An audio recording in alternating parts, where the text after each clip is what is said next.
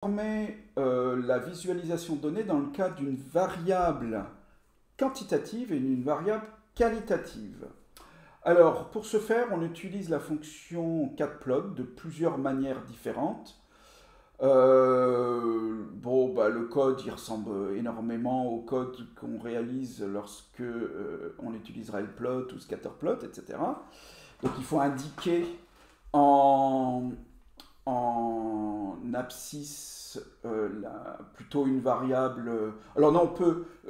La variable numérique, la variable quantitative aurait tout à fait pu être sur l'axe des ordonnées, ça aurait pas du tout été gênant. Alors il y a des fois, c'est plus sympa de voir la répartition des données comme on le voit là sous les yeux, plutôt que de manière verticale. Là, j'ai fait ce choix-là parce que ça m'a semblé plus approprié. Alors en abscisse, c'est tips, c'est le pourboire. Hein. On continue de travailler sur le dataset Iris. Et donc, en ordonnée, c'est les jours. Alors, visiblement, dans ce restaurant, on aurait pu. On l'a fait probablement si on fait notre travail sérieusement. On aurait pu étudier quelles sont les différentes valeurs de jours présentes dans la colonne. Et en fait, il n'y a que 4 jours. Ce restaurant ne sert. Enfin, ou alors les données n'ont été prélevées que des jeudis, vendredis, samedis ou dimanches. Voilà, donc bon, ça donne des idées de la répartition. Là, moi, ce que je peux observer à la lecture de ce graphique, c'est que les pourboires les plus importants interviennent plutôt le samedi, et pas le samedi et le dimanche, mais parce que le dimanche et le jeudi, ça a l'air quand même relativement similaire. Par contre, le vendredi, effectivement, les pourboires ont l'air nettement inférieurs, et d'ailleurs en nombre bien inférieur également. Il y a une autre possibilité de faire le même type de représentation, c'est avec SwarmPlot, qui a un affichage assez particulier, qui au lieu de mettre les points les uns sur les autres pour une abscisse donnée, ou une ordonnée donnée, si j'ai mis les ordonnées numériques en, en si j'ai fait le contraire, si j'ai mis les valeurs numériques en ordonnée, la phrase démarrait mal. Là, il est mis les unes en dessous des autres, tous ces points-là, ce qui fait qu'on voit, par exemple, le 2, là, le 2 est très fréquemment représenté, et donc on voit que c'est un pourboire, environ 2 dollars, qui est régulièrement donné, bon, ce qui peut sembler aussi assez logique, en tout cas plus souvent que 10 dollars, bien entendu. Alors il y a d'autres zones hein, qui sont autour de 3 euros également, 4 euros, 5, pardon, dollars, puisqu'on est aux États-Unis. Il y a 5 dollars également qui a l'air, bon, j'imagine qu'il doit y avoir des billets de 5 dollars, donc ça doit être plus pratique à donner comme pourboire. Alors, de la même manière que pour railplot, scatterplot, on peut rajouter d'autres variables pour les visualiser. Et donc, là, on voit, alors bon, là, on peut distinguer les couleurs des ronds suivant que le client est un homme ou une femme.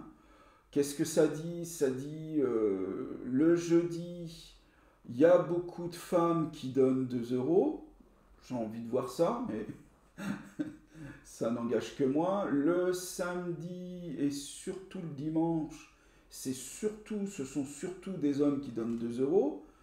Bon, une nouvelle fois, je ne sais pas si c'est très intéressant comme remarque, mais parfois, ça permet d'arriver à des éléments qui peuvent être intéressants pour l'analyse de nos données.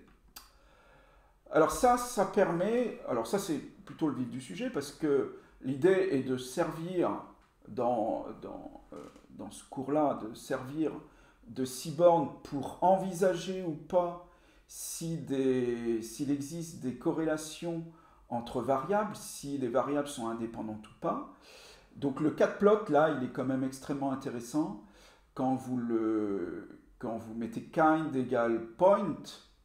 Le point, c'est le point du milieu. Alors là, qu'est-ce qui dit ce graphique?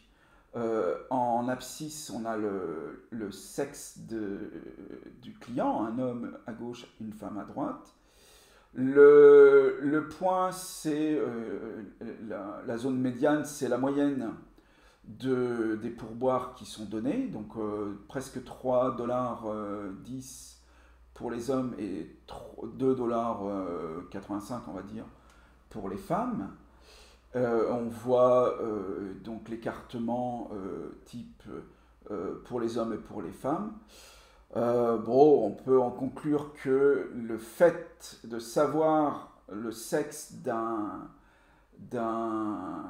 client a une influence sur la valeur du pourboire, selon toute vraisemblance. Il n'y a pas indépendance. Bon, ça se paramètre toujours euh, pas à l'infini, hein, quand même, parce que n'allez pas mettre des dizaines de graphiques sur la même figure, ça va être épouvantable. Mais vous voyez, on peut là, par exemple, distinguer les comportements des clients hommes et femmes suivant la journée de la semaine. Et bah, là, ce que j'aurais envie de dire, c'est que le vendredi, les comportements sont assez similaires, très similaires. Là, pour le coup, si on se restreignait notre réflexion à vendredi, je ne conclurai pas la même chose que précédemment. Voilà. Donc là aussi, ça apporte des éléments ou pas, ça, suivant. Alors il y a une autre façon de réagir. Enfin là, on ajoute encore une variable qui est le fumeur, le non-fumeur. Alors là, les couleurs sont peut-être pas heureuses. Là, typiquement, la palette qui a été choisie, YLGN, BUD, etc., n'est pas heureuse, parce qu'on a du mal, je pense, à distinguer les deux bleus, mais bon, c'était intéressant de montrer ça quand même, qu'il faut quand même faire gaffe à la palette qu'on a choisie et qu'on peut la paramétrer, bien entendu. Et donc le bleu foncé, c'est les fumeurs, les bleus clairs, c'est les non-fumeurs. Bon, est-ce qu'on a envie de continuer de conclure que le fait de savoir qu'on a un fumeur ou non a une influence sur le pourboire? C'est quand même un petit peu décalé, hein, même si on ne voit pas très bien la différence des bleus, on voit quand même qu'il y a un décalage. Donc on pourrait estimer quand même que ça a une influence. Bon, à vérifier non, une nouvelle fois avec les algorithmes. Bah voilà, je vous invite à faire des exercices pour arriver à cela. Alors là, on est repassé pour les exercices à un autre dataset, hein. Tant qu'à faire, autant pas avoir les mêmes.